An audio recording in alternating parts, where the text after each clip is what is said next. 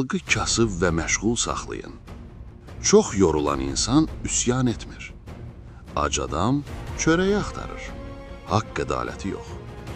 Yorğun işçi ədalət istəmir, yatmaq istəyir. Onlara yalnız yaşamaq üçün kifayət qədər verin, yaxşı yaşamaq üçün yox. Belə olduqda itayətkar və sakit qalacaqlar. Rəfah hakimiyyət üçün təhlükəlidir. Doyan insan düşünür. Düşünən insan sual verir. Sual verən isə tabe olunur. Machiavelli deyirdi, ümidsiz xalq itayət edir, rahat xalq isə qarşı çıxır. Ac insanlar boyun əyir, doyanlar birləşir.